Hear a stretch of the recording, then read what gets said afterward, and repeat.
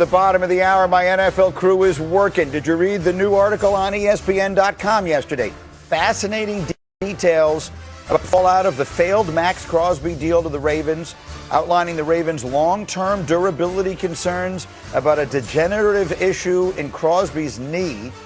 Despite the Ravens' concerns, teams continue to check in on Crosby's availability, but the Raiders' asking price remains high. Now, Baltimore beat out the Cowboys for Crosby, but it wasn't for lack of trying on Dallas's part. Reportedly, they made 3 offers. The first was a second-round pick at number 20, plus Osa Odigizua. The second was their top first-round pick at number 12 and a third-rounder. Then their final offer was their number 12 pick and a second-rounder. Obviously, of course, Baltimore eventually went to 2-1s. The trade got made. The trade got called off. Now he's back in Vegas, and we see what happens. I want a little insight here from the two of you with your unique perspective. First of all, Mike T., if you're, as the general manager, if you're the Raiders now, are you still looking to move Maxx Crosby? And we saw in the story, they're asking price remains high. How do you do that when everyone now views him as damaged goods? You absolutely do. You'd rather trade a player too soon, Greeny, than too late. In 2 to 3 years, that knee's not going to be better. It's going to be 3 years older. And what you worry about it, presumptively, if it's Fernando Mendoza, this team is building for 2 to 3 years down the road. I think they had a really good offseason. So I think the most value you're going to get for him is right now. I would do it before the draft. I've suggested this in the past. I would use conditional picks, meaning a pick this year and then a pick next year based on how much he plays and how much he produces. Right. And again, the concern doesn't seem to be short term. Correct. Meaning the expectation is he'll be back and play real well this year, maybe another year. The question is whether he has 4 or 5 more years left in those knees. Then to my insider here, Kmart, you're canvassing the league. You're talking to everyone. Do the people inside the league still expect him to get traded? Yes. It's a matter of... The big question is when. It doesn't seem like if he'll get traded. Because think about it. Even though the Raiders had said the whole time, we're not moving on. Like, Maxx is a Raider. Guess what they did? They traded Maxx Crosby. And they also traded him and then made a bunch of moves, spent a lot of money to upgrade the roster with certain pieces, thinking that Maxx Crosby was off the books. So we have a long offseason. It could go until the trade deadline. It could go until the draft. But a lot of people expect him to not be a Raider for much longer. So then we get back to the Cowboys because they, in the story, again, as I just read through, they made pretty aggressive offers for Maxx Crosby, knowing everything we know now. Should the Cowboys get right back in that business? Yeah, I think they should. I think there should be a handful of teams that should be in that conversation. I know it's changed, at least in comparison to pre-Baltimore trade. Maxx was, I want out, at least had said, I want to leave Las Vegas.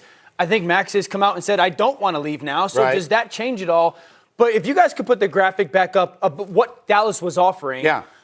Would you, if you're Dallas, the second and third offer, don't those have to be in conversation now? If you're the Cowboys, would you now sit there and go, specifically the third or that second offer, first round pick and the third round for next year or this year?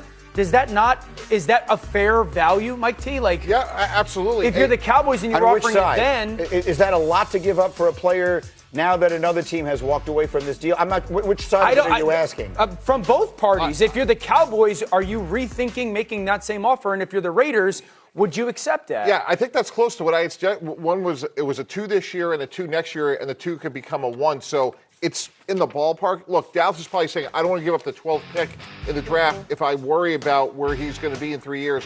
My pushback to that is no certainty that your first-round pick is going to be on your team in 3 years. What if it's the 20th pick, right? Because Dallas has 12 and 20. Absolutely. Hold on, Bears fans. Let me ask you something right out of the gate.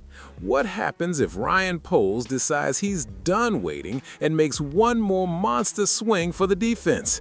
And that swing is Maxx Crosby. Oh man, just picture it for a second. Montez Sweat on one side, Maxx Crosby on the other, quarterbacks panicking, pockets collapsing, Soldier Field going absolutely insane. Yeah, and here's why this is not some random fantasy cooked up out of nowhere. The Bears were actually involved in trade conversations for Crosby earlier this offseason, which tells you something huge about this front office. It tells you Chicago knows exactly what time it is.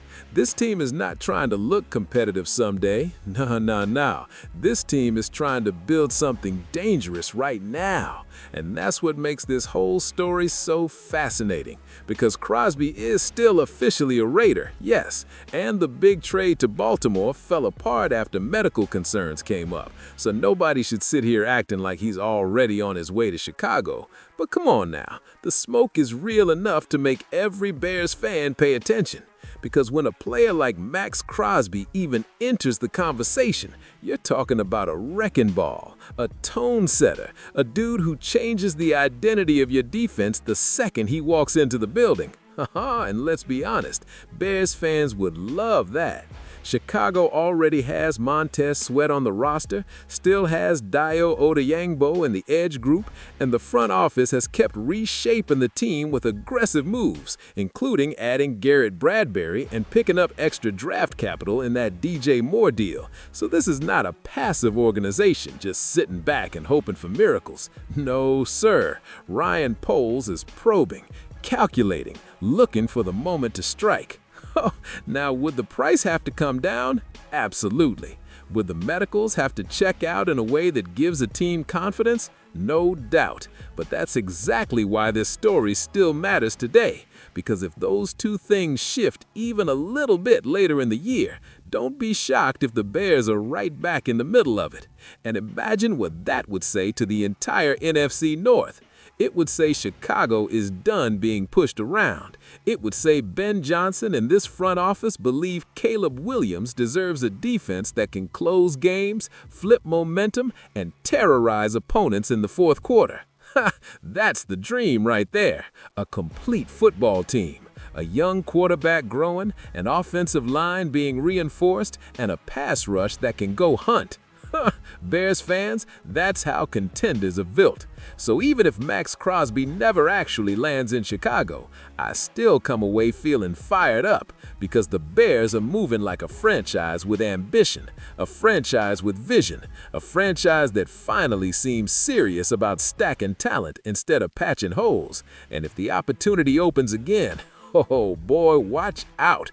Watch out, Green Bay. Watch out, Detroit. Watch out, Minnesota. The Bears might not be done cooking yet, and that should have every fan in this city feeling juiced up.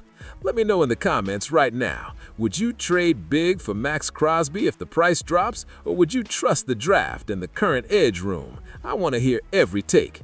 And if you're riding with the Bears, smash that like button, subscribe to the channel, and stay locked in. Because bear down, this story might not be over yet.